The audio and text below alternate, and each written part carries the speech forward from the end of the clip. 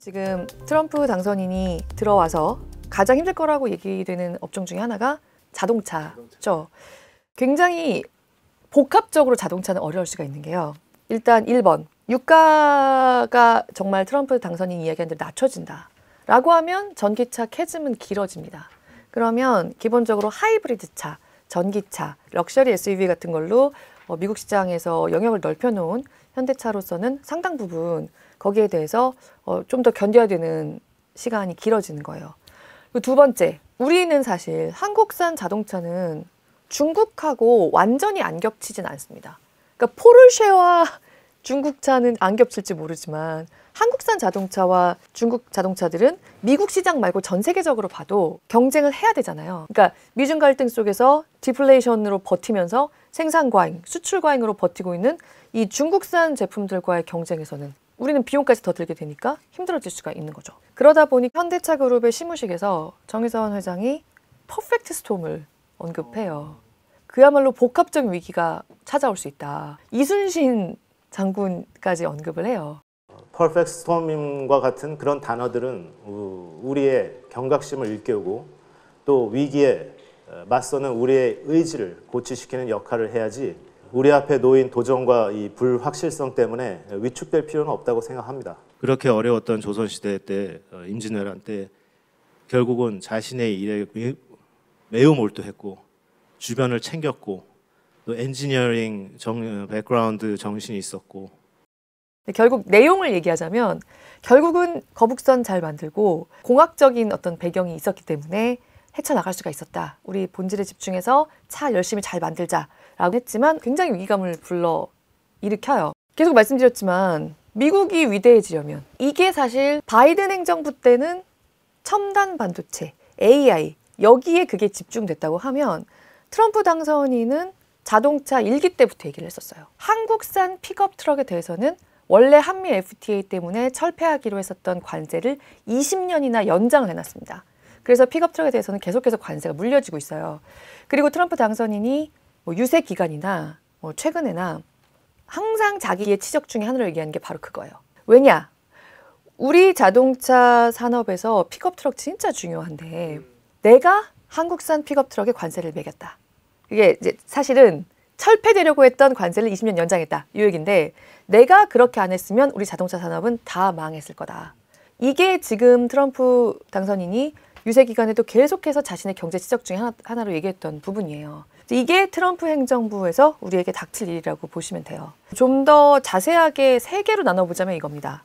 관세를 내든지, 그게 싫으면 미국에 와서 공장을 짓든지, 그것도 아니면 미국에서 돈을 버는 만큼 미국에서 뭘 사가든지 이렇게 세 가지 얘기로 귀결되는 거거든요. 경제적으로는 미국이 소비도 계속해서 제일 윤택하게 할 건데 제조도 미국으로 다 가져가겠다는 그 얘기를 하고 싶은 거거든요. 동시에 해낼 수 없을 것 같은 이 두 가지를 동시에 해내겠다고 얘기를 하고 있는 거예요. 어떻게 하면 할 수 있다고 얘기를 하느냐. 삼성전자가, SK하이닉스가, 현대기아차가 한국에서 한국인 청년들에게 일자리를 만드는 게 아니라 미국으로 가서 미국인들의 일자리를 만든다고 하면 이게 가능할 수도 있다고 얘기를 하는 겁니다. 결국에는 미국을 위대하게라는 거는 일자리를 주겠다는 거네요. 그렇죠. 트럼프 당선인이 자기를 당선시켜준 유권자들에게 정확하게 뭘 약속했느냐. 내가 당선이 되면 당신들에게, 그러니까 미국의 유권자들에게 돈을 많이 쓰겠습니다. 그런데 세금은 덜 걷겠습니다. We're going to give tremendous incentive like no other country has. We're cutting your taxes. We're going to cut them very substantially. We got them down to 21% from probably 42 or 44%. 그럼 미국 정부가 쓰는 그 막대한 돈, 미국 정부가 져야 하는 그 막대한 나라 빚은 어디서 충당할 거냐. 그러니까 미국에 수출하는 나라들에게 관세를 많이 매기고 관세가 싫으면 미국에 와서 만들라고 하겠습니다. 일자리를 미국으로 가져오라고 하겠습니다. 결국 2기에서도 뭔가 자동차 산업에 있어서는 하려고 할 거고 뭔가 미국 브랜드들에게 유리한 조치들을 취하려고 할 거다. 실제로 이미 현대차나 기아차나 미국에서 많이 투자를 하고 있지만 더 그거를 늘려야 될 수가 있습니다. 사실 퍼펙트 스톰이 온다고 해도 현대차 그룹은 그것을 막아내겠다가는 될 수 있지만 근데 그렇게 되면 제가 아까 말씀드린 것처럼 거기서 파생되는 일자리는 미국으로 가는 거죠. 한국계 되지 않는 거죠. 한국에 생길 수 있었던 일자리가 미국으로 가는 거죠. 또 하나는 혼다랑 닛산이 두 공룡이 합쳤어요. 사실 일본의 완성차 2, 3위 업체예요. 혼다와 닛산. 근데 공룡끼리 합치는 건 진짜 쉬운 일이 아니잖아요. 웬만큼 위기여서는 합의가 잘 안 되겠죠. 어떤 위기였어요? 직접적인 이유는 역시 중국산 차들에 이제 밀리는 점이 컸기 때문입니다. 일단 중국차는 그야말로 중국의 보조금을 받으면서 경쟁이 안 되는 전기차들을 막 뽑아내고 있잖아요.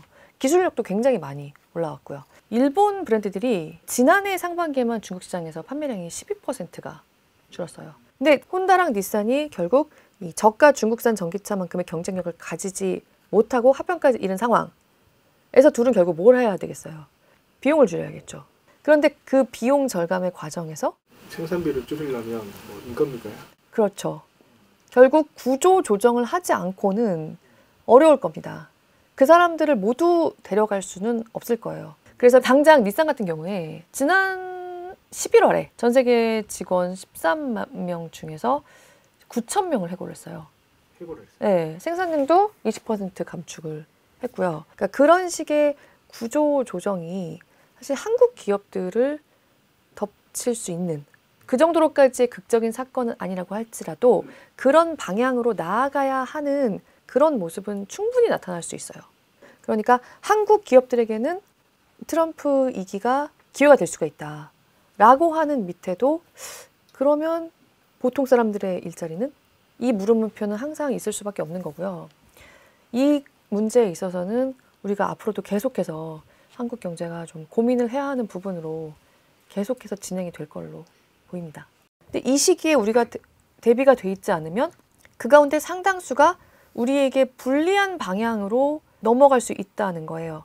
전 세계의 10에서 20%의 보편 관세. 우리나라에 그렇게까지 할 수가 있냐라고 생각을 할 수가 있는데 아무리 한미 FTA라는 자유무역 협정이 있어도 미국 입장에서는 한국에도 당연히 보편 관세가 들어갈 수 있다라고 일단 쏟아낼 수 있다는 거죠.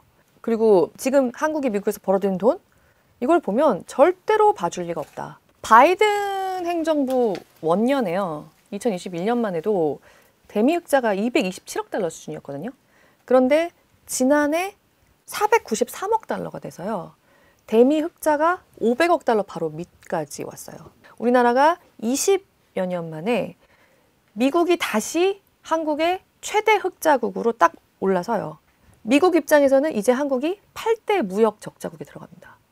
그러니까 미국이 가장 크게 적자를 보는 나라 8대 적자국 중에 우리나라가 들어간다는 거예요. 이렇게 되면 트럼프 당선인은 우리나라부터 오진 않는다고 하더라도 무조건 8번째 안에는 올 거다라고 하는 얘기입니다. 근데 사실 트럼프 정부 직전에 또 우리의 무역 흑자가 한 220억 달러 수준이 됐거든요. 근데 트럼프 정부 때 이거를 확 줄여요. 어떻게 했느냐. 미국에서 셰일가스도 사들여오고요. 그러니까 미국에서 흑자를 보는 대신 미국에서 돈을 벌었으면 미국에서 돈을 써. 그걸 이행한 결과였어요. 그런데 그때보다 지금 우리가 미국에서 보는 흑자가 거의 3배 가까이 돼 있어요. 그러면 트럼프 당선인은 당연히 우리에게 이 숫자를 들이밀게 될 거예요. 미국산 LNG 같은 품목들 사와야 된다고 벌써 거론이 되는데 뭐 미국산 LNG를 사오든 뭘 사오든 우리가 우리에게 최대한 보탬이 되면서 좀 미국의 성의를 보여줄 만한 뭔가를 최대한 우리에게 이익이 되는 방향으로 정교하게 내놓지 않으면 안 되고 그거를 딱 정할 수 있는 시기가 2025년 상반기 취임 이후 상당 부분이 결정될 거라는 거예요. 그래서 어떻게 보면 트럼프 취임 이후 이 골든타임 안에 트럼프 당선인이 엄청나게 쏟아낼 그 행정명령들 사이에 우리의 기회가 정말 있을 수도 있고 아니면 진짜 우리가 우리 찾아 먹을 것은 찾아 먹지 못하고 우리가 지금 판이 흔들리는 이때 가져야 될 자리는 갖지 못하고 굉장히 어떤 독소 조항들을 나중에 봤더니 받아들이게 되었더라 라는 식의 일이 일어나지 않도록 해야 될 진짜 중요한 시기인 겁니다.